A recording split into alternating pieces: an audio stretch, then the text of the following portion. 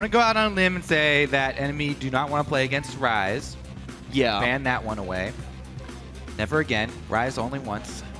Well, we'll see. I mean, Rise has happened way more than once so far in both the North American and European LCSs. So he's lost occasionally. Both Cloud9 and Gambit have lost with Rise. So sometimes it works out, the whole plan. But either way, Kez is going to lose. Actually, sorry, Seraph's going to lose his Nidalee. I don't know why I thought it was going to go to Kez. Obvious ban there. Flaresz not going to get his Hecarim. So far, bans you kind of expect as we go through the next couple. Yeah, basically, you know, highlights for each player. Very player-centric. Still sort of innoX definitely really has taken to the AP Kog'Maw mid. Definitely one of his favorites.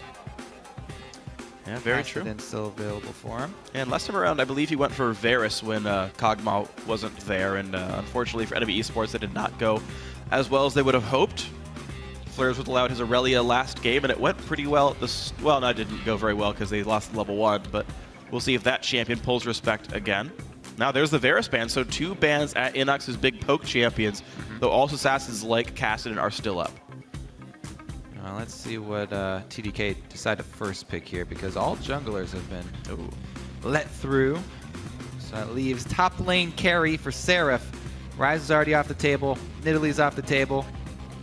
Rumble is a huge force towards that mid game. Can win a team fight pretty much by himself. And that's the kind of champion that Seraph really wants to use nowadays. Absolutely. He's all about trying to carry the team from the top side. Yeah, and it used to be doing things like split push Nidalee or like really good Lissandra TP flanks, but yeah, Rumble a bit more of the direct approach here. It's definitely a player I think can carry, though what it's worth, we've seen Irelia into Rumble be a very strong matchup for the Irelia. We've seen Cali Trolls do a great job of punishing that matchup. And I don't know, to me that's what I feel like Flaresz would do, and it's his style as well for NME, just to find one of those lanes to start hard carrying from. True. And actually just picks the lane to go into. Not Corki for oh no, this is Otter side. Yeah. Lattman's the one who keeps on picking Corki over and over. But yes, Otter will get another chance on one of these very mobile AD carries.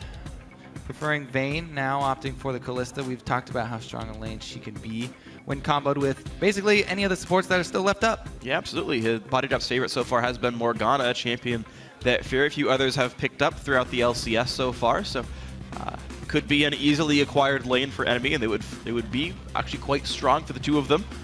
TDK have plenty of room to make their choices, of course. Mid laners fairly untouched at this point. Also, any other junglers up, and it's Sejuani for Kez. All right, the famed combo, Ice and Fire here. Sejuani and Rumble. That's a team fight victory if you can get your enemies grouped up. NME, though, themselves, speaking of which, they were criticized for not taking these power picks. They started out with 2 power picks right off the bat. Gragas in the jungle, Kalista in the bottom lane. So they're going for, well, it's probably not going to be doubled up on AD carries with Vayne and Kalista. I've really synergized very well. I mean, maybe like top lane Vayne beats up Rumble, but I feel like it's pretty unlikely. You know, one thing I'm sad about, though, with how popular Rumble Sejuani is, people aren't comboing Sona with it for the Song of Ice and Fire. I just feel like it's a reference waiting to happen. Missed opportunity. I know, every single time they just pick a different support, and it's just silly. Either way, last few picks for NME eSports, they are going to save the mid lane pick for last. It seems like everyone got well excited for Bard once it got picked earlier today. I don't understand. It's seen it. It's old news, Phreak. We saw it. All right, yeah, we already saw Bard. Nobody cares. There you go, guys. And Bard is... innoX holds his hands up. I have picked Bard. Are you not entertained, North American fans? Bard in here for Bodydrop alongside Kalista. The Irelia top lane does come through for Flaresz, and instantly Ashe Orianna for TDK. The novelty factor is worn up very quickly for Bard, the Bard support. But Ashe, very strong. We've been over that many times. Is good against Kalista because she has very strong stand-up, just point-and-click auto-attack damage for the trades. Very difficult to outplay her basic kit with jumps. Now the arrow, that's another whole nother beast. Well, that's actually a good thing for Kalista. I think Ashe into Kalista is a very weak matchup. The slows don't affect her jumps, and if she's going to toss a stun out there, the support just face tanks it and gets fates called out. I actually am a little bit concerned for the laning phase or the playmaking of the TDK AD carry until you get to team fight phase where you have double the ice and still the one serving of fire. Well, it's definitely all about team fight here for TDK with the Orianna being thrown on top. If they can wombo that combo, then they can win team fight. Very simple strategy here. Yeah, I feel like I know exactly what TDK wants to do, with a Lantern to help keep the Ashe safe. Now the last pick comes through for innoX. It's going to be LeBlanc here in the mid lane. So LeBlanc versus Orianna, the opted into matchup with the poke mids out. And that's going to be the full lineup here. We talked about TDK being wombo combo. NME eSports a lot more individualistic, though they have some cool plays they can make, of course, with those Bard ultis. All right, looks like everyone swapped everything where they wanted it to be. I think there's no big crazy flex picks here. It's not jungle Bard, support Gragas. Sorry, guys. And TDK looking for their first win on the board. Now they've got one more of their starters here. NME eSports looking to tie up their overall record to 2-2. Yeah, NME also probably going to look to split this squad up. Gragas going to help out with that with the ultimate. But yeah, basically separate here. We'll see if NME can get a split push going with that Irelia. Hinges on that early laning phase. Can he get a lead versus the Rumble? If so, we've seen what happens. Yeah. Kali actually did a really good job of versus Team Liquid, getting that Irelia ahead early and then transitioning it into split push power. Flaresz himself also had a very similar game on that one that they couldn't quite close out as well. So we'll see if that can happen one more time with the end game going a bit better. For now, the game's about to get started, so start sending your votes. Tweet at LOL Esports, either hashtag TDK win, hashtag NME win. Let us know who you think's going to win this game, and we will get ourselves into it very shortly here. TDK looking for their first win. This should be, to their predictions, their last game with substitutes, as they expect their mid laner and AD carry to come on back. NME eSports still full steam ahead, looking to get to 2-2. All right, let's get on the Rift and see if they can make it happen here.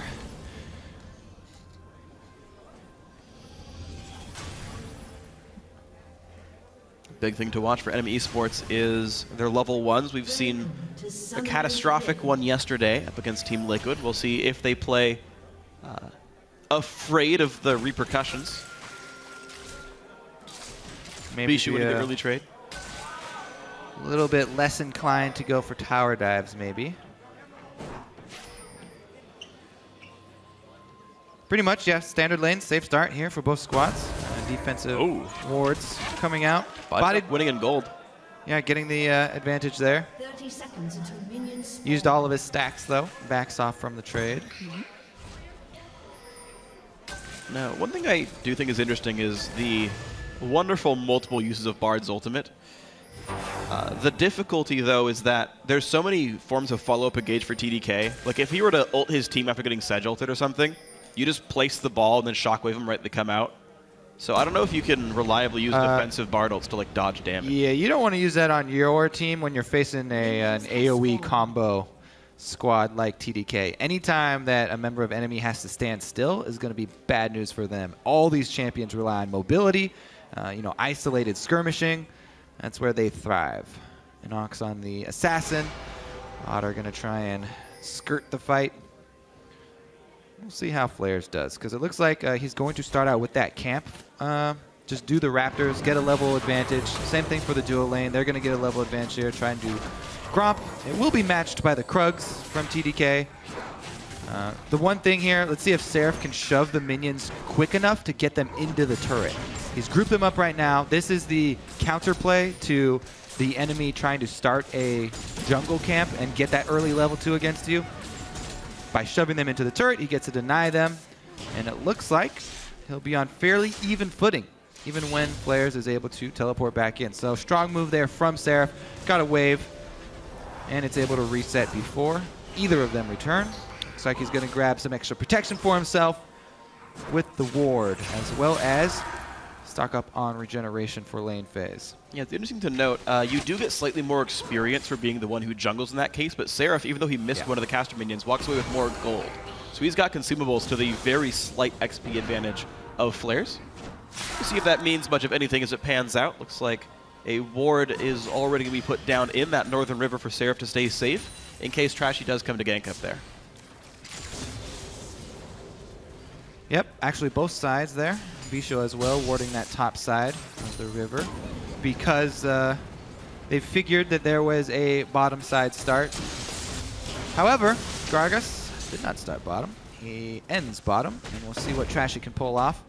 Gragas, after getting the double buffs, can just continue to roam around. Even though he ends the double buffs around half health, because of his passive, easily just spend his time taking crabs, roaming up and down the river. He'll get right back up to full health before he's looking to go for one of those ganks. And that's why he has those really strong level 3 ganks that we see so often from him. Looks like Trashy got pinged actually by TDK.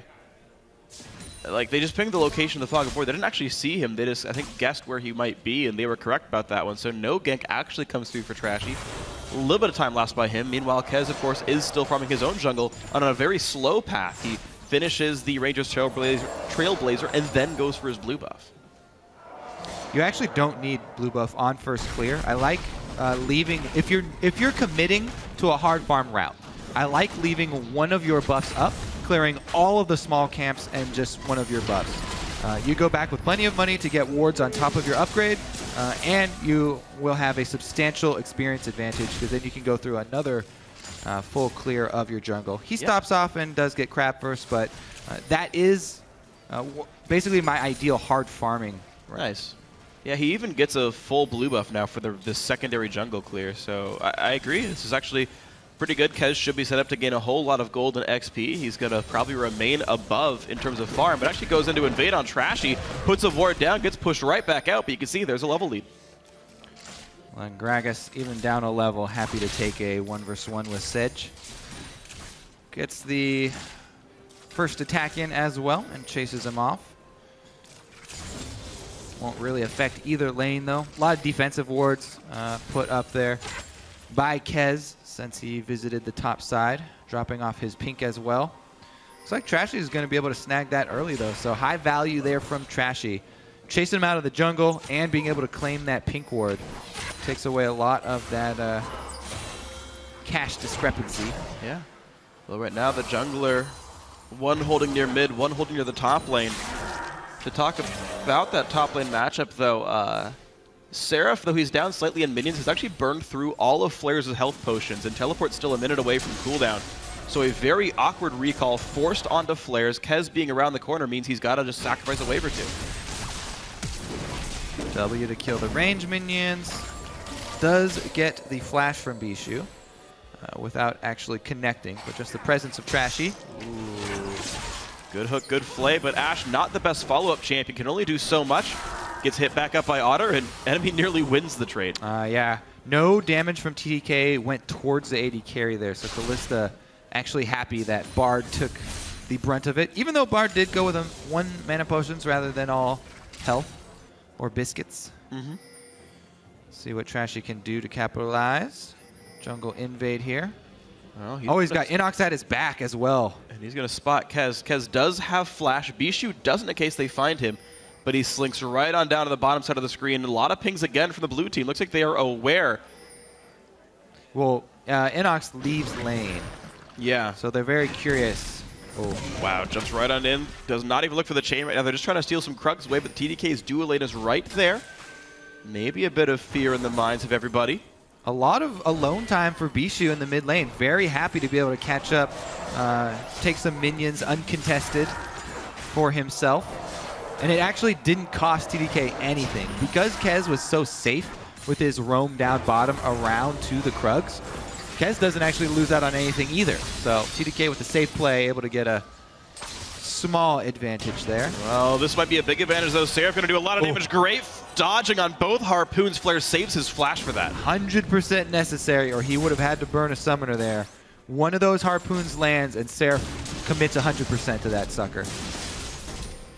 That's going to mean another forced recall from Flaresz. All the same, though, his buy only gets him boots 1. He still cannot afford the rest of Phage. We'll TP back to this lane. Seraph slowly eking out bigger and bigger advantages. The, to me, all-star of TDK, Seraph, winning his lane. Yeah, and you can tell the philosophy that he has. It's always a question of, you know, how many minions are you willing to trade for harass damage in lane? And Seraph is willing to go for the harass pretty much every time. And he makes up for it, even though he misses some minions going for the harass, by bullying your opponent out of lane, forcing them back to base, you know, burning their cooldown, their teleport cooldowns, and the first time burning him shoving the minions into the lane to try and even up those numbers. Yeah.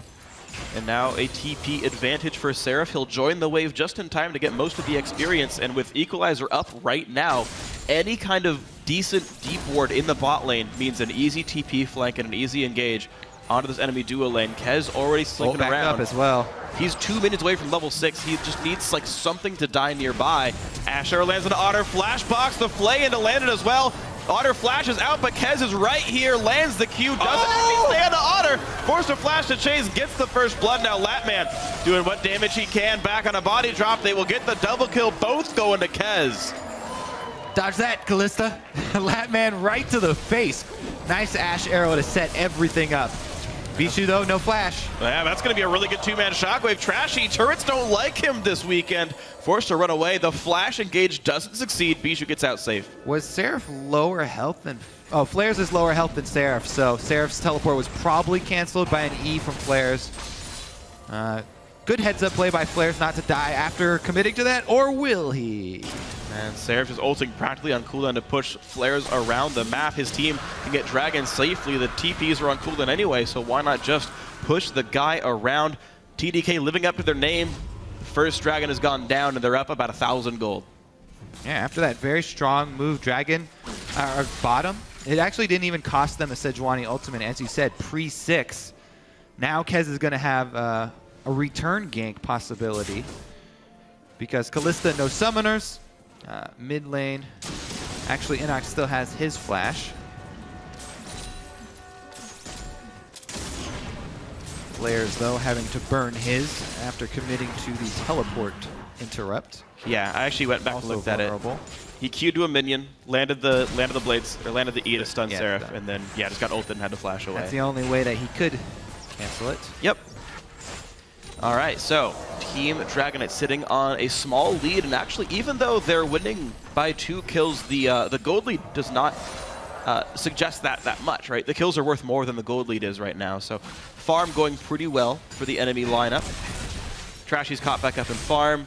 Otter's still ahead right here. We'll see how the rest of the game pans out. innoX with a blue buff, still trying to put pressure on Bischu, but can't do it. Another arrow lands. Otter's going to be in a bad way here. Slows land. A double stun from Bodydrop saves Otter's life and dodges the hook too. Cheers for the Bard, and rightfully so. There's the return gank we're looking for with the Sedge, level 6. Because he doesn't have flash though, not able to capitalize. Great Bard Cosmic Binding to stop him in his tracks.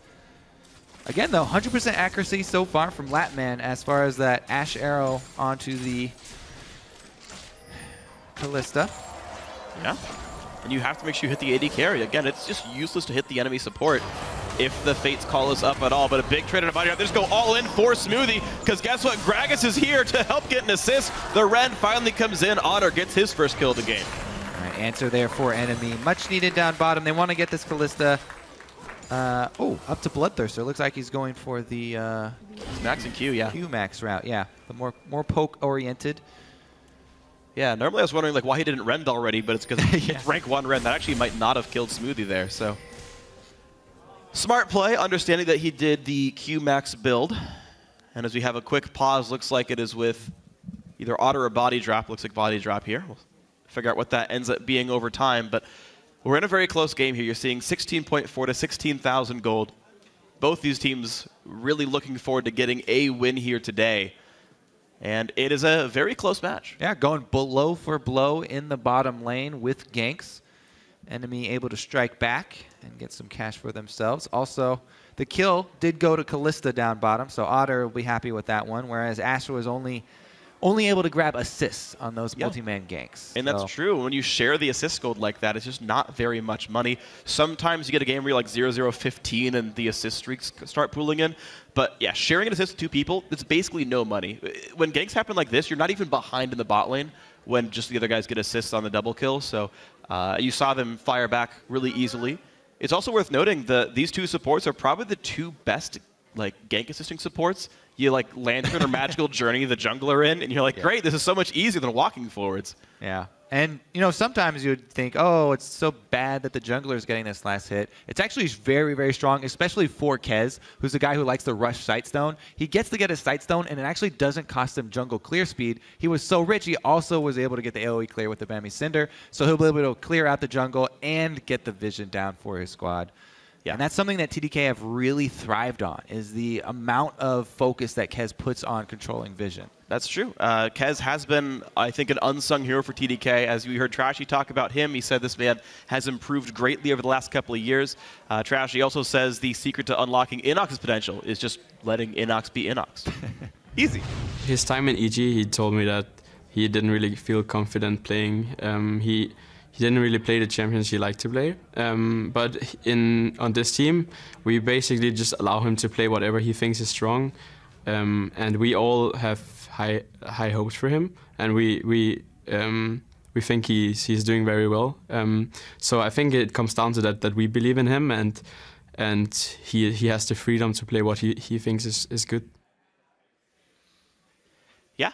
I don't think many people would argue that LeBlanc is good, so good pick there, innoX. Good job, innoX. He sussed it out properly. But yeah, I mean, he was one of the early adopters to AP Kog'Maw, one of the early adopters to Kassadin. Honestly, I feel like innoX's sense for strong champions is, you know, pretty darn good. Everyone else seems to have the same opinion as him about a week later.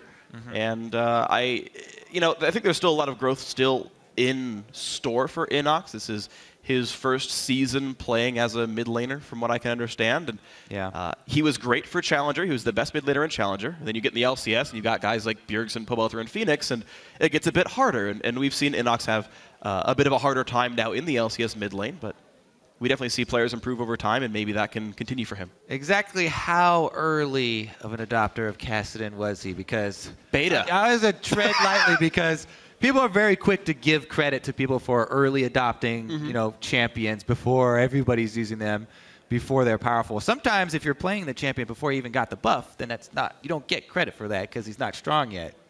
I suppose. Yeah, I know. You've made this argument before. I forget if you've done it on or off camera. I still just like to believe in the players. I'm generally on the more positive side of things. If you told me, right after the Rise rework, I see, that someone was playing Rise, and oh yeah, he was the first one to do it. He's an early adopter of Rise. He knew it was going to be OP all along. You don't get credit for that, man. That's fair. Rise was not.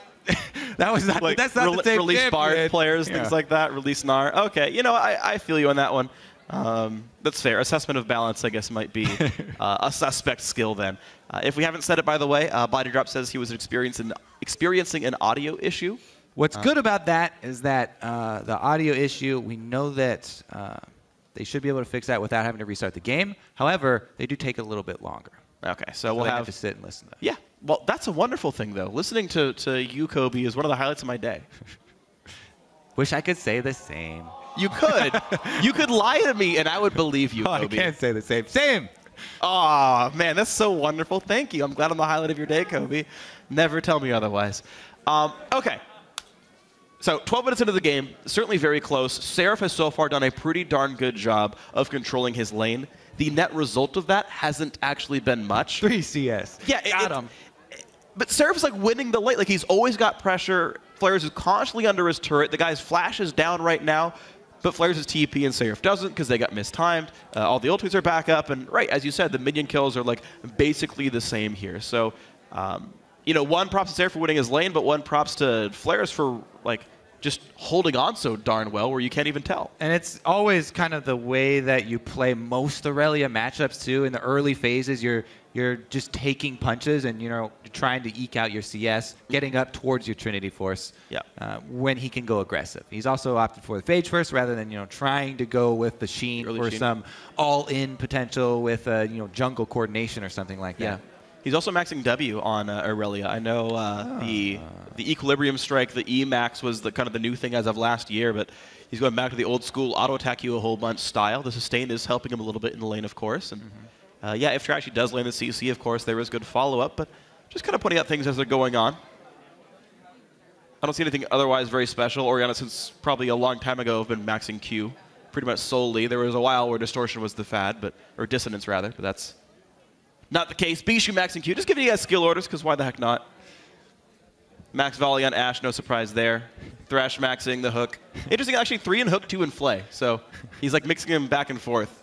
It's been a long time since I've done skill orders, Kobe. I got excited. All right. You're on a roll, man. Just keep going. All right. Choo-choo. Obviously, Bodydrop maxing Q. Okay, I was just joking. Don't keep going. Let's get back into the game. There's actually one thing to note, which is that Lustboy was... maxed Magical Journey second, not the health packs. I didn't know that because I don't play any Bard. But worth pointing out, so as Bodydrop hits level 8, we can see what he goes for. We resumed the game to test. Bodydrop said the audio issue was not fixed just yet, so more troubleshooting to go, more fixing to go. Hopefully this will be turned around soon enough. Yep, so we can get back onto the field. Both of these teams eager to get back. As we said, NME trying to rebound from a really rough day yesterday against Team Liquid. And TDK, first time up on the stage here with Smoothie. And welcome. Yeah, LCS, buddy. Welcome. Yeah, I mean, I guess they at least played on stage for the Challenger final, so these guys have at least been in the building playing this stage. Professional. I mean, this is Smoothie's first professional game of League of Legends, if I can, unless he played it as a sub for somewhere, but I don't believe that happened here. So that can always just be an added extra sort of thing. I mean, I remember I used to, way back in the day, I was a Warcraft 3 competitor, and I'd played in a couple international tournaments, but when you play League of Legends on a stage, it's just a little bit different. It's a lot of new things to get used to. Just sometimes just the most random changes that make it very different in your mind. I definitely do, especially with a live crowd. I remember shaking. Yeah? Oh, really? Yeah. Josh there actually was complaining about it because I was shaking the table. His keyboard was vibrating. His keyboard's a cell phone. That didn't work. We're going to move on from that one. We're going to ignore the fact that I made that reference. The boos are deserved. It's wait, is that moo or boo? I want to make sure that clear that time. Yeah. See, that happened when CLG, like the CLG lineup went up for the previous match. Dash was like, "Are they booing?" He's like, "No, they're saying moo because everyone's a fan of the support player there." So it's always interesting, like when their name is really similar to boo, you don't hear it quite right. Just for any aspiring pros out there, don't put your name close to boo, or you won't have any fans. Or it won't appear that way. Where they like, actually, all the fans just feel like they hate you. I love you, Phreak. I appreciate that. Thank you for still lying to me today, by the way. That really helps my self-esteem. All right, so 12 minutes in, we've actually managed to cross 20 seconds in the last 10 minutes here as the game time had ticked forward during the unpaused section. And honestly, like, it's so early into the game, it's hard to talk about much of the interactions here. We know TDK is playing a standard, tried and true 5v5 teamfight comp. The fact that they've been holding up in their lanes quite well despite what I would consider a couple of bad matchups is pretty impressive to them. We'd seen Irelia beat up Rumble. We know Kalista's good into Ashe. Yeah, and I do like the choice as well to go with 5-on-5 oriented comp when they are still working with subs. They've split their practice time among multiple people. Yeah. Very clear what their objective is. Everybody group up and hit your spells. That's true. Always the objective. And of course, individually, they're all pretty good players, right? These guys are, I think, pretty much every single one of them challenger and solo queue. They've clearly got the mechanics, just a matter of landing the skill shots and then saying, well, the arrow hit, let's go hit the other buttons. I think that's going to be pretty likely. Either way, though, looks like we are still trying to troubleshoot the issue. So as we work this out on the stage, we're going to send it over to the guys on the analyst desk. Thank you, Phreak. And we're pretty early into this game. We haven't gotten too far in, so there's only so much that we can break down here. Yeah. Important things to note, though, are the 2 kills on the side of TDK for the jungler, as well as a dragon. Taken by the jungler. Why is he taking the 2 kills? He's not moved. He's going to take those. Kills secured. But I think that's, when we look at TDK and what we've said in the past, the way that this team is most likely going to win with the subs still in the game is by taking early leads. They need to establish their dominance in lane because they're not going to have necessarily the coordination that the rest of these teams have when you move into the late game. Personally, I'd be very impressed if they are able to win this game because, I mean, we talk about them, the way they practice. They're still trying to scrim with their eventual squad. They scrimmed, what was it, 2 or 3 games with the sub-squad? But now, it's just not enough practice. Have they ever played with this lineup, right, outside of a few days? And lo and behold, Kez ganks the lane of the AD carry and support, and they get a double kill right at the start. Yeah, I like seeing that from Kez, though, because he was the guy who didn't have a whole bunch of early game pressure, and now that we've seen him have consistent early game pressure, I think that's improvement for him. But then you were talking about if they get a victory. I like this team comp from them, though. I think this is a really good team composition. Sejuani, Rumble, and all the pieces seem to come together with it, with an Orianna, too. This is something that I feel like if TDK just group up and do a ball of death, they can take down enemy in a team fight. Whereas enemy's composition is a little all over the place, and they lack wave clear. Yes. They don't have any wave clear in this composition that isn't like safe. They have the LeBlanc wave clear, but that's risky. Yeah, we were talking about that early. It did seem like NME. One thing I did like the bans from TDK. They banned out Flaresz and Kog'Maw, which basically almost tried to take poke wave clear out of innoX's wheelhouse. It puts him on an assassin, and in the TSM game we saw the Sivir with LeBlanc, which is backup wave clear. But here, Kalista, LeBlanc, Irelia, Gragas, Bard. If they do fall behind and start losing turrets, there's no way of catching up to that. And if TDK, with their sub-squad and all, can actually get some group synergy going and push lanes with their superior wave clear, it could be really hard to come back. The interesting thing for me, though, about TDK's pick ban is the Ashe. Because, I mean, they hadn't seen the LeBlanc pick come through yet, but it seems a little strange to me that you would pick that immobile carry, the one that could be susceptible to an Irelia diving in, along with maybe an assassin, since you're forcing innoX onto assassins. You banned out his poke wave clear champions. You know he's going to end up on Kassadin, LeBlanc, right? So why would you pick an Ashe into that and leave for a greater opportunity for consistent damage being taken out of the fight? So what would you take? I would what? There are reasons, right? Okay. I mean, obviously. Well, wait, to answer your question real quick, I would honestly rather a Lucian or a Corki in this scenario. Okay. Yeah. Well, so I'm not a big fan of both those champions right now. I feel like AD carry role, you can get a lot more bang for your buck there. And they did dissuade the Sivir with the Kalista pick. But yeah, the fact that Ashe is very accessible is a big deal. But they're thinking that Thresh is going to keep her a little safe. And what were you going to say about this? Right. Now the merits of Ashe. There's a lot of debate. I mean, a lot of times, especially for TDK, and they're trying to win, they're trying to pick for the lanes. Depending on who you talk to, Ashe versus Kalista can go either way. So some people think Ashe has a pretty decent advantage on Kalista, especially if you can get an early advantage. You outrange her. Yes, she can jump away, but you're slowing, you trade with volley. And Kalista's one of her biggest strengths is the laning phase to then snowball later in the game. And if Ashe has a stronger laning phase than the Kalista, it's a strong pick, as well as one thing about Kalista, she hops around a bunch in team fights. If you hit her with a 3.5-second stun before the fight, she's not going to hop very far. So those are the things I like about Ashe. I don't think they're necessarily considering like, oh man, in team fight she's going to be vulnerable to all these single target assassins, because they've supplemented the rest of their team with AoE team fighting abilities. So if people do dive the Ashe, they should still be able to win the team fights, and they get a strong one. Yeah, I just think essentially it makes it a very AD carry centric team in the sense that you are going to have to protect her. I do recognize that when you are ahead, absolutely the Ashe becomes one of your biggest engagement tools. Ashe arrow into a very large stun, follow up with a Sejuani ultimate. I mean, whoever you hit is not going anywhere. They are dying. Yeah. So again, all the merits understood there. And as you mentioned, with her laning phase, if she can't get an advantage, that's quite possibly why they decided to send Sej down there very early. Let's get that lane rolling. Unfortunately.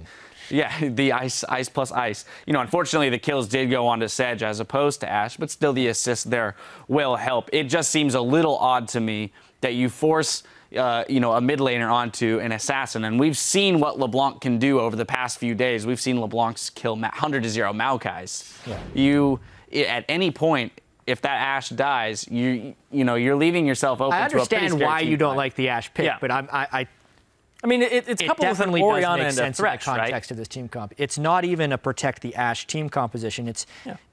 It's the fact that with Rumble, Sejuani, and Orianna, that is such a better team fighting team than Irelia, Gragas, LeBlanc. That it doesn't matter if they kill your Ashe. Right? The Ashe is for the laning phase, and so they can snowball and finish the game. It doesn't matter in the team, in my opinion. Yeah, that's what they're going. The Ashe is also relatively safe. It's coupled with the Orianna and the Thresh, so you're going to get some shields, and also it's multi-threat. There's 4 people here you have to think about if you're NME, because you have to worry about where the Sejuani's throwing her ultimate, what the Rumble is doing during the fight, and where the Orianna's placing the ball. There's a lot on your mind, and getting to that Ashe might not be the first thing you can do, especially with his composition, because it's really just going to be LeBlanc, Irelia jumping in, Gragas maybe a little bit as well. But I feel like TDK is going to be the one starting most of these fights instead of playing on the back foot. So I think they're kind of like our best way of defending the Ashe is to just pile into you and keep that front line inside of your team. All right, well, with that, we'll see how these picks develop as the game goes. Yeah, the problem is fixed. The teams are ready to head back into the game, so let's send it back to our casters for the call. Thank you very much, Dash. Great analyst desking so far on the day. We are back, and we think we're about ready to get back into the game. The last computer has been replaced. We've got a new one that's hopefully working. Kobe, I guess it's the last computer seemed to be pretty broken. All right. Yes, actually, let's put this in terms you can understand, Phreak. That computer was more Baroque than my classical music station. Thank you very much, Kobe. Guys, that was hilarious. You should be laughing right now. That was only for you. I love it. All right, let's get to the game. All right, back into the game. Bodydrop has a new computer. It seems to be working, so here we go. Again, we are 12.5 minutes in, 13 minutes in. A close game with TDK winning in kills. Flaresz TPing into the bot lane. Will get the stun on a Smoothie, and battle has begun. The Q lands so much damage being dealt, and right away, enemy get the kill. Yeah, great choice there from Flaresz, targeting Thresh not only because Ashe still has both summoners up, but also the possibility of the Lantern. Be able to survive there, and they will gain control of bottom lane off of that move. This is going to be a trade, though, because Seraph, as we've seen all game long, constantly shoving the wave, pressuring into the turret. We'll see how quickly he can take it, though. Yeah, bot lane goes down. Looks like top lane died at exactly the same time here, so outer turrets have been traded exactly. Seraph got some time to farm and shove a wave in here. 2 kills to 2 means NME eSports actually still down a little bit in kills, so the farm lead has started to go TDK's way here, as they're also sitting up 1 dragon here on the blue side.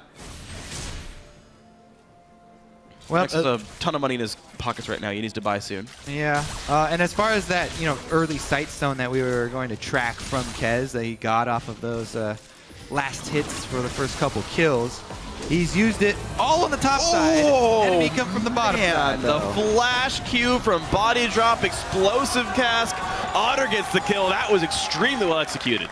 Is that a Bard yell from the crowd? I think he deserves one for that play. Beautiful flash binding. And they were able to take down Bischu. All right.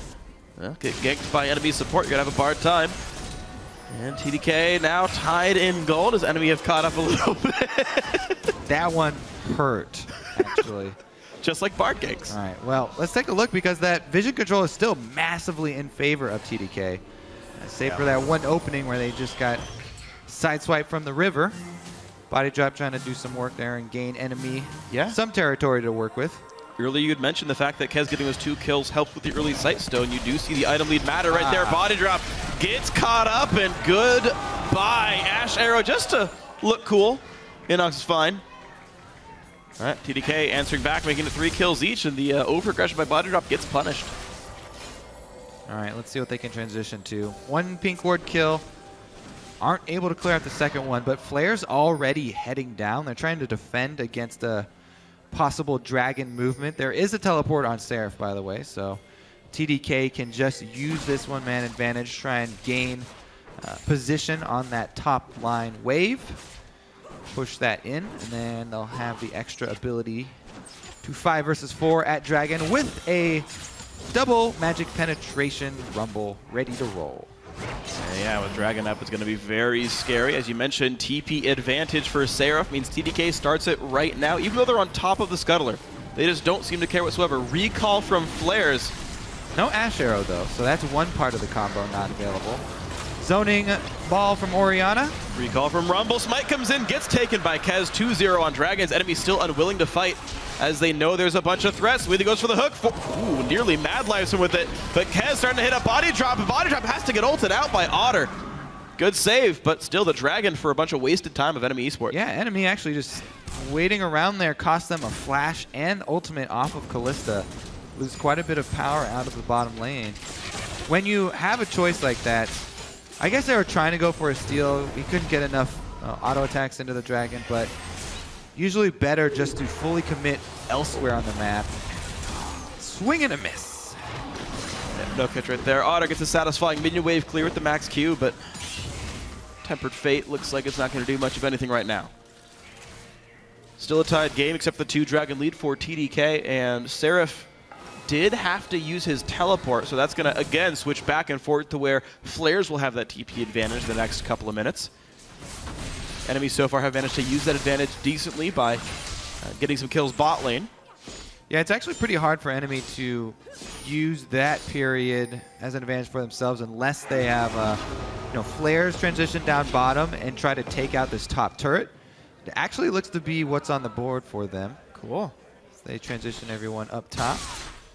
Well, tenacity or not, though, Irelia without any armor is going to have a hard time actually getting away from Thresh Ashe. The permaslow actually quite good against tenacity. Smart choice by Smoothie to stay hidden. If Flaresz oversteps, he will die to an Ashe or into Hook Flay, most likely. Flaresz only has the one deep ward at red buff. Ooh, man. They're giving him a lot of room, though. Looks like it's not going to be a kill picked up as Kez roams into the top lane, though. Seraph lying in wait in the brush on top side. Oh, the ult's only going to be slows right here. Otter pops the heal, but still gets locked up. Kill grab. Bodydrop will land the double CC, but Flaresz gets arrowed out of his own teleport, so nothing gained for enemy eSports. Now the chase on towards Bischu. innoX getting a lot of damage done. Barrier pop. There's a lantern, but it's not going to be enough. Trashy gets the kill. Enemy answer back. Yeah, there's something gained, and we're still at an even game here. So enemy able to get control of mid lane and bottom lane. So they actually have 2 lanes controlled, and they're the ones with the pushing power. Aggressive Flaresz had the Triforce, killed Lattman under his turret with the Ashe arrow down. It was just kind of simple for the Irelia player. And now enemy eSports with the numbers advantages push in for the mid lane. These guys now holding a bit of a lead, and for the first time are winning in this game. That's going to be a huge influx of global gold with 2 turrets taken. Oh, they didn't quite get the bottom one there. Never mind. Still going to be a significant amount, though, because they did get the solo kill here on Lattman. There's the interruption, and he gets a little bit frisky, probably. Flaresz just flashes straight on him. Jeez. Yeah, there's W max damage. All right. Q to a minion, flash east, your Q is still up in case they flash out. Or, CC or anything. That's really bold to flash to say, I know I'm going to kill him. Yep, able to use the final Q as well just for extra damage and burst him under the turret. Strong play there from Flaresz. One of the typical plays we've seen to get him up to the top of the solo queue ladder. All by himself. Meanwhile, though, enemy have rotated back up to that top side. They want to claim that last outer turret. And looks like there's going to be no contest here. Otter, oh! Okay, there we go, we're fine. The Trashy and Bodydrop show up as well as Flaresz help knock this one down. 4 guys on this side of the map. Bottom lane outer does get killed off by Lattman and Smoothie at the same time, so it's still an objective trade on the other side for TDK, but this push is still happening, and innoX can join at a moment's notice from the mid lane. Yeah, Seraph does have ultimate. I doubt they're going to get much work done here. Really what you need to watch out for is the Ashe arrow inside a jungle corridor. That would be devastating for enemy. They cannot afford to get caught out. Even if they have this full jungle warded up, if someone gets tagged with an Ashe arrow, TDK definitely have the possibility of jumping on them very quickly. Yeah, absolutely. So much AoE, you can't even help the person that got tagged. You just have to leave them defend for themselves. And that'll always feel pretty bad, but sometimes it's what you got to do in this game. Kez actually does have all the kills from his team, though. He's got an incredibly high concentration. He's actually the richest member on the map. I guess he's tied with Otter right now, so Kez is kind of the carry force here. But he's trying to get into tank stats here, and with enemy having really good target selection by being so mobile, having a lot of ways of diving the back line, a big tank means a little bit less than in a lot of other compositions. It's not like he's running in and tanking Sejuani ults or Ashe arrows. True. Their goal isn't really to cut through the tank, it's to work around him. So Kez is going to have to put extra effort into landing that Sejuani ultimate. Mid lane low, but not going to get completely picked up there. Flaresz. Solo laners fighting over the CS. Guys, you're both my fantasy team. Just give it. Doesn't matter who gets it. Just be safe and pick up kills so I can win in PTL FL4. Kez taking a little bit of damage, but innoX not choking him down. Not that hard. Really do want to see NME utilize Flaresz here on this Irelia. 2-0 Irelia has got the Merc Treads plus Trinity Force, is in a great position to draw a lot of threat to one side of the map. As of right now, though, grouped up in defense of their last outer turret. It also puts them around Dragon. True enough. Dragon about to come up here. That's exactly what TDK want. Yeah. Grouping around Dragon here. This is the fight they are preparing themselves for. NME have vision, though. Good early start for them. We'll see how well they can spread out during the fight, though. Right now, it's NME who have managed to wrest vision control away. Hawkshot used globally to go a couple thousand units. And uh-oh, Lattman barely dodges the chain from innoX. That could have been the makings of a kill right here. And now the battle for Dragon has begun. Rend is stacking Look at up. Bodydrop's trying to take the arrow right now because he knows he can rely on Kalista ultimate. Bodydrop, the point man. Dragon one picked up the stun onto Seraph. Only a shockwave to buy some time. Flaresz to the back line. Equalizer used as well. Now how's the engage going to be? Flaresz quite low. Towards the back line goes Rumble, and he's going to die off. And now the chase in towards Smoothie. That's going to be the kill for innoX. A 2-0 for NME plus Dragon. Yeah, great sidestep there from NME. Able to take TDK's initiation and work right around it. There's the kills. See what lanes they can pressure at the moment. Gonna stay mid because bottom's being cleaned up by Kez already. All right, interesting choice right here to stay for the lane, but they're going to get it after all. None of TDK are here to defend. And so more objectives picked up for NME eSports off the backside of that team fight. And this is now a very sizable lead for the guys in red. Yeah, really well played from NME to work around all 4 of those giant ultimates from TDK. Let's take a look at how they pulled it off. Dragon secures pretty, let's say, easy with Kalista. The Sejuani was used just on Gragas, actually. That was one they didn't even have to work around. All right, Flaresz stays alive with a flash of the wall. Yeah, I don't understand why Kez would ult the Gragas when you have a 5v5 AoE team, like using Sejuani to steal Dragon. Not stealing Dragon with yeah, the Sejuani. It's just one of the worst uses of it. Yeah. It's not Ziggs, like that one at least you can get away with, but NME eSports doing an early, risky Baron attempt right here with only 3. Teleport comes in, and yeah, you said 4 guys were bottom lane, so why not just send your entire team to the objective on the top side that's gonna go to NME eSports with no contest from TDK. Yeah, great move here. Back-to-back actually calls from NME. They're showing such great calls, such great mid-game calls here. Such an improvement from yesterday as far as the team play for NME. Really taking that loss in stride and coming back strong on Sunday. Pretty incredible stuff then. NME eSports definitely looking much better in the mid lane. It was also pointed out to me that Seraph had actually used TP in the attempt to kill Flaresz down in that bot lane. So just no way at all of TDK showing up to that fight. NME reacting well to some, honestly, misplays of TDK, not respecting Baron being an option. Yeah, I don't know how many chances you get to go with a full AoE ultimate team with TDK. You don't get too many more opportunities to stack those before NME are going to tear you apart with the split push. Now they've got Baron empowered Irelia split push going on. Yeah, good luck with that one. It was already, she already got away from a 1v2. Now you got special minions as well. This turret's going to lose a lot of HP, but she pulled aggro, which makes her life a little bit more difficult. Either way, the rest of NME are here. Turret number 5 goes down. Absolutely controlled mid-game. TDK have gotten very little for the last 10 minutes. Forced to defend inside their base. Well, all right, we'll see if they can pull off a combo from the defenses hiding behind their turrets. That is, this is actually the corridor here at a secondary turret is one of the prime places to pull one of those combos off. Oh, Ashe hits Bodydrop, but he's probably going to be safe as soon as the ult gets popped. Yes, it does. Trashy hops out, pops his own ulti as well. No engage for TDK. Irelia's still bottom this entire time. The TDK are looking for that 5-man combo in the jungle. Irelia's making quick work of that bottom turret. Got the Baron minions at her back, and she can just use a spell onto the minion, get a Sheen proc, or just activate W. She's going to take up a lot of damage from Seraph, down to half HP, but walks away fairly cleanly. Even Kez is around, but this turret's still losing health. Really wants to go finish that one off. She's going to try and protect the cannon as long as possible, but on Kez. They stun him as well. Lantern's got to keep him safe, but Kevs just jumps away with the Q regardless. But the rest of enemy are still coming in for this inhibitor. They knock it down 26.5 minutes in. Big lead for NME Esports. See if they can quickly move up towards mid, because they've got another line of minions still. They don't have to back off yet. You're absolutely right about this. They're just not taking damage running around the map. The mana bars are getting a little bit low. Irelia's at half, and then Gragas and LeBlanc are nearly out of mana here, so maybe they do take a brief respite. Baron is timing out in the next 10 to 15 seconds, so NME Esports will slow down just a little bit here. They're going to make like the team they replaced and coast. Well, they do have the entire map to pick from. They can sweep clean all of the neutral objectives. Last boy very happy with the TSM victory.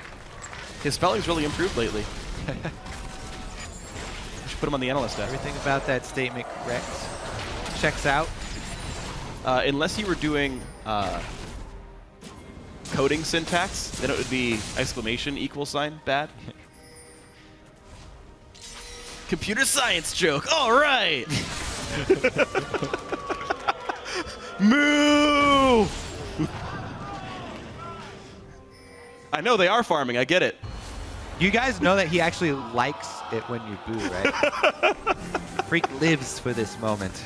All right, let's see if enemy can fill up the jungle with wards, though. They've got TDK penned up inside their own base, and they've got the entire map to work with. So, innoX actually going to go with that elixir. Look for some LeBlanc picks. See if he can burst somebody out. 100% 0. I think it's quite likely, actually. Gets some damage on the that's a difficult target to go for. That guy's got like 130 magic resist. Maybe you don't go for him. All right, well, the entire time, though, Super Minions keeping pressure bottom while Flaresz does his work top. All that they have to do is wait. And they are so far ahead that they can afford to split their focus while keeping up TDK inside their base, able to get the dragon as well as the split push at the same time. And they will reconvene outside the base as soon as Flaresz gets that wave up to the secondary turret. Yeah. You know, barring any missteps here, enemy should be able to continue on with split push in order to gain access to the other inhibitors, because they already have that one down. It just makes all the consecutive ones so much easier. Absolutely. And they just want to continue with the split game so that they don't give any sort of opening for TDK to layer ultimates. Right, they've got to dodge away from those ultis. We've seen games just get turned around by one bad team fight. Flaresz actually a bit over-aggressive. 1v3 inside the base. He will die for that, and the gold goes to Lattman. He needs it desperately. It will be in a top turret goes down, but that's almost an inevitability anyway. All right, so 1 kill there for TDK. Able to get some gold on that much-needed carry, as you said. Ashe does have the combo now, Phantom Dancer as well as Infinity Edge. It's not as huge of a spike. It's a much smoother curve for Ashe with the new passive. But still something to be scared of. Unlike that magical journey. Yeah. If you set a magical journey for an AD carry, does it become a physical journey? Nope. Simple answer. Well, the thing about Magical Journey is that it is a physical journey as well. That's true. You go through the wall. So, is every Magical Journey a physical journey? It's all about perspective. Yes. Wow. I'm trying, guys. I'm trying. I'm fighting the good fight. See if enemy could close this one out, though. Honestly, this sub squad for TDK, even though they haven't been able to win a game, they looked fairly strong in the early stages, in laning phases. They had moments in their brief LCS experience where they were able to make a couple of teams sweat for a little bit. Almost all these games have started with a pretty good start for TDK. They had a lead here, a really good double gank for Kez. They took the first 2 dragons. But then, bad decision making. One bad dragon fight around 10 minutes ago, and it all turned around. This is the kind of weakness we keep seeing from TDK. And the weird question for me about this team is they still have their core shot caller. Kez has been there the whole time. He's the one who tossed that Sedge ult in. And so I know you do need the rest of the team on the same page, and the practice that they've had with the rest of those starters is going to be important. And next week we'll see what that looks like. But right now, TDK sub squad unfortunately not able to play their mid games as well as they would have hoped. Now I'm questioning LessBoy's tweet. Maybe it's when LessBoy plays it. I think hitting abilities is key. All right, let's see if this collapse on Baron works. You know, TDK, they're desperate right now. They're venturing outside of the base, new territory. They're going towards the Baron. They stopped the Baron. Yes, they did lose the inhibitor, but they were able to chase enemy on. Ooh, they stun up Kez. Body slam does a fair bit. The ulti not gonna knock Kez out of the lantern. He was out of the radius before it exploded. No pickup there. And here's the interesting thing is so many teams, they choose to win games by taking Baron and pushing with that. But Baron groups them up for the TDK ultimates. So enemy have to pick a different way of winning the game. Nice stun onto Flaresz right here. The box in the flay as well. They're gonna kill him, but Lattman will survive after all. They still have Sedge and Rumble ultimate. Crucial flash by innoX. Rumble ulti goes on towards Otter. Bodydrop gets pulled right through. Kez takes a journey to the wrong side of the fight. What a juke with that magical journey. The TDK are team fighting well. Now they're the team in the advantage, knocking a turret down. True. They can get, you know, the 100 damage or whatever they needed on that turret to grab some global gold. Remember, they don't have any of their... Oh, they still have Shockwave. And that might be something that enemy doesn't quite respect. Kez does have Elixir of Ruin, giving minions bonus damage to turrets. You can see how badly they want to actually push things down. And slowly but surely, that is actually working. Enemy gonna have to give up another turret here. Oh my god, the damage on a Seraph. The turret still goes down. Maybe enemy keeps going. There are deep wards that players could teleport on, and there it is. Teleport, a bunch of pings saying, warning, warning, warning, Irelia is here. TDK trying to rub it. Seraph has 300 health. Literally, that is it. There's the first kill picked up, and a Bard ulti to lock even more down. Shockwave to buy some time, but there's no follow-up. The other ultis are gone, and there's the engage from innoX. He picks up Lattman. Smoothie jumps the wall. Trashy does as well, forcing another flash away from Bischu. And out goes the rest of TDK. 2 kills picked up for NME eSports with Baron still available. Yeah, Baron's on the table. They should immediately go there if they want to pull it off. However, there's a teleport on Seraph and Ashe coming up in 20 seconds as well. There's a wave inside the base too. They could maybe ride that into the Nexus. I feel like ending it would be overreaching for enemy. I agree. And that would be exposing themselves to a turnaround from TDK. So yeah, absolutely. Gonna take the double inhibitors and head back. Now what they can do is just clean that giant wave that's gonna be at their secondary turret top and go over to Baron to try and play that Fog of War game with LeBlanc. Yeah, that we keep prepping. And with the double inhibs down, actually the rest of TDK had to defend their bottom right Nexus turret. It's actually at like 400 health right now, so TDK might have to be stuck inside their base for quite a while. Dragon's up in 14 seconds, likely to be grabbed by NME eSports. Will give themselves some bonus movement speed off the Dragon 3 buff. Flaresz, true to his sort of play style, got an early lead and then has played overly aggressively a couple times in a row and gotten killed for it. Pretty standard for this player, but he still holding up also well for the team. Escaped from that 4-man collapse bottom that also was the teleport that earned them a Baron. And he escaped with his life as well. Yeah. So while he has gotten a couple times, he's also drawn a lot of attention to the other side of the map and gained quite a few objectives for his team. Yep, looks like TDK realized if they go for a Dragon, NME eSports just takes Baron right off the bat. Very little time TDK gets to leave their base. Seraph is actually holding the bot lane. He has teleport. The rest of TDK have to keep mid under control, but Smoothie getting caught out right there. Kez also going to get rooted up by innoX, and that's going to be a 2-man Bard ulti to cart this fight out. 2-man Shockwave to buy some time. More ultis coming through, but where is Seraph? He's not dealing any damage at all, and finally Smoothie goes down. Now to engage a little bit further. Equalizer is still available, but is not used. That should be Baron. Despite all the CC that landed on the rest of NME eSports, so you're right. Baron on the table. Yeah, Bard landed his ultimate that time. That was a quality Bard ultimate. And he was rewarded.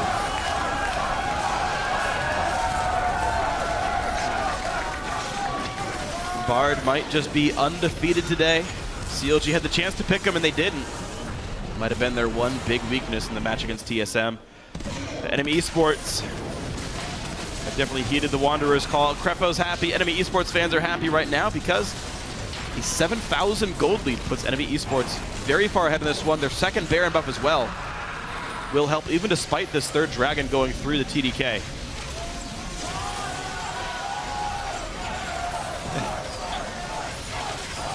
Bard is more popular than TSM.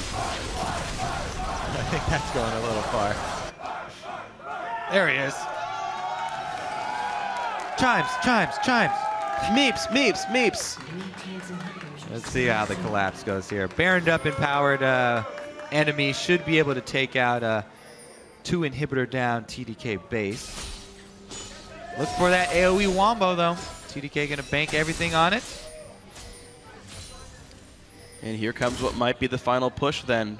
2 minutes left of the Baron buff. Quick bookkeeping, enemy esports walk in to push the base down. They've still got Flaresz in the bot lane. A lot of poke. Kez loses more health. A great shockwave comes in. Here's the engage. They've blown up Otter. And enemy esports realize the difficulty of chasing away from this comp. 3 kills picked up as Seraph joins in. Turret. Yeah, but Flaresz is pushing into the base. He's knocked 1 turret down already. Turns right back around. 3 kills for 0. 1 turret picked up.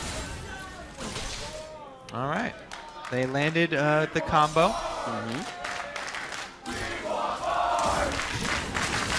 He's dead right now. You want to see a great screen? You want to see the game from Bard's point of view? It's black and white. Just like Lattman's view. Oh, man. Nobody cheers for LeBlanc, Phreak. Dirty LeBlanc players. Yeah. Quick, which is more hated, LeBlanc or my puns? Their Discord there. Hashtag LeBlanc win, hashtag no. All right, Flaresz on a one-man mission. Your base. There's a lot of time actually at 5v4. Lattman dead for 20 seconds and enemy esports running out as fast as they can. Yeah, they do have Bard can magical journey the team closer. That could save some time. Bard, you say? Yeah. Bard could do it? Yeah, Bard could do it. Oh, awesome. Too bad he's not healthy. He's going to collect chimes. He's a selfish Bard. Wow. How dare you say that about Bard? Get more deeps. All right, well, Flaresz, once again, he's got 4 people down at his lane. The rest of enemy. Oh, and he's taking on all challengers. Well, he's buying a lot of time for his team to push the top lane. If they chase Flaresz, these guys are going to lose their 3rd inhibitor. And Seraph and Kez still going for it. The flash away from Flaresz, the flash follow from Kez. And he's not even dead yet. Finally gets picked up, but the team is right there. Arrow misses. That would have smacked Otter, who had a QSS. And Flaresz dies too fast for his team to push on in. There's a shockwave. Hook on a Trashy. Bardol used to buy some time, and will they kill Lattman? They're gonna try. Trashy rooted up, hit up by the equalizer, but down goes the Ashe. The hook won't quite land. Enemy barely squeaking away. Kez on the chase. Ruined King used Seraph's in tow, and they're gonna kill almost everybody. Otter doing what he can to stay alive. Looks for Seraph. The red's not gonna be even there, and it's an ace for TDK, who have still held on. Hey, their base may be in ruins, but they are getting a lot of gold out of these constant kills they're picking up. The AoE team, man, you get another pick on Flaresz, and they're able to clean up enemy on the top side. 1 inhibitor respawning, a single line of super minions, so much easier to deal with than the double, so they can't buff each other up. TDK gonna turtle up here until they can win another. So that one, he only wanted to hit Kalista or nothing. He did not want to hit Gragas. That would mean very little. They still have another ult to go with though. So Shockwave to start it off. This Bard ultimate would have been better if it was a little further up and it didn't hit the turret. Then they could just focus the turret while TDK were in stasis, and they may have been able to get out of this with less casualties. A good chase down by the rest of the team. Right, Exploring, gonna speed that one up. At this point, even helps. There's so many spears in Kez. Otter wants to go for the Rend, but too close to Rumble. He cuts him down short. All right, so the gold is within 300 now as the inhibitors respawn. TDK's base looks all right again. Really, enemy need to use that to their advantage, because that's their leverage right now, is the map control. Use the Fog of War. They really have to take advantage. innoX is right now. innoX is he has the power. To pick somebody. But here's the tricky thing: is of course enemy have to take over map control in split up fights. Even with a 7,000 gold lead, they couldn't win a 4v4. It's actually a lot easier to do since there's there's only one Nexus turret, so Flaresz can pressure the bottom side, and TDK has to respect that. And they do right now. They've managed to kill off Flaresz before anything really happened to them. And that's always been a tricky thing for the enemy top laner here. Very close game right now. TDK, an impressive comeback off of good tenacity and team fighting later on in the game. Enemy eSports have yet to crack the base successfully despite 2 Barons. They've knocked down a number of inhibitors, but still haven't closed the game out right here. Enemy do have control. They're warding up everything. They're taking the jungle away. They're getting a ton of golden experience over time. Careful with those Poros. Split them up. They may get comboed. And finally, TDK actually venturing out of their base. Dragons in 14 seconds. Enemy will only be their 3rd. If they're able to keep on stalling here, TDK, not only do they have the team fight, AOE champions, they also have the long range engage for Ashe. So yeah, this very easily could turn into the first win, the only win here for the TDK subs. Yeah, and what would that mean for Enemy Esports? They started their season with a win over Gravity, and then it was heartbreaking loss after heartbreaking loss, and in a game like this, they've got to make sure they keep their heads clear. They were about to win the game outright, and it started slipping away. They've still kept objective control. Baron number 3 is coming up for these guys. Enemy Esports can certainly get some more control off of that if TDK aren't willing to fight them.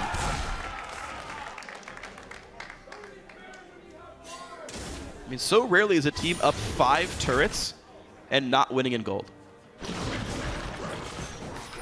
But it's like all Kez's farm. True. If it does happen and TDK do get another ace, if they get a strong team fight victory, the gold swing will be fairly big. Next team fight could even just be the game, with death timers now quite long, 43 minutes in. Enemy wins the fight, they guaranteed win. TDK win, they might just get it. Lattman chunked low, was forced to flash away from the innoX chains. They could utilize Bard. If they draw TDK and split them, I don't know, between Baron and their base, Bard ultimate, picking somebody off in the jungle in transition. All you have to do is hold in there for a couple seconds to allow innoX to get in position. That's true. And it's a flashless Lattman now. He doesn't have enough magic resist to survive. A direct burst from LeBlanc. QSS will not help you very much. And his armor is now going to start being the item, or the defensive stat of choice for Enemy Esports. That could be a very big concern. Reveal here, Kez is gonna find Otter, forces his flash away as well. Arrow's not quite gonna land on Trashy, but now both AD carries are flashless. Flare's going in on the secret mission down bottom. No minions necessary. He's waiting at the door. He wants to wait until multiple members show up down here so this team can start up on Baron, and now they have. Seraph versus Flaresz 1v1. Flaresz jumps in, lands a stun, goes for the 1v1, and then walks away. Before, he's going to be a Rage Harpoon again. They're collapsing. Almost. So enemy are going to get Baron for this. The question is, can TDK actually grab a kill? And a really good job of enemy. This is actually strong communication. Those guys, well-coordinated disengage from the solo laners of enemy. They are going to come away with the Baron off of that play. Wow. The threat of the split push works out. Enemy don't even have wards in that jungle.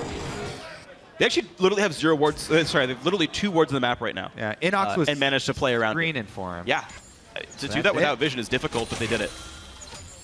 You could argue they should have had the wards down, but they did manage to navigate that properly. Baron number 3 here for Enemy Esports. They still have to split the map up. They cannot win 5v5s. And there's enough engaged potential to jump on a weakened member or an isolated member of Enemy Esports. It makes it hard to navigate. TDK similarly have to allocate their resources properly. They need to be grouped.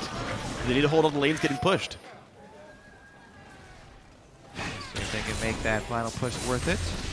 Enemy, if they do end up getting the double inhibitor, then with Baron buff and only a single Nexus turret, all you have to do is hover around the minions inside the base. It's definitely a long ways off though. TDK not likely to give those inhibitors up without a fight. They don't have towers to fight behind. However, they do have these funnel points where enemy are gonna have to group up to get through into the base, just get through those physical walls. And TDK need to take that opportunity when it presents itself. Yep.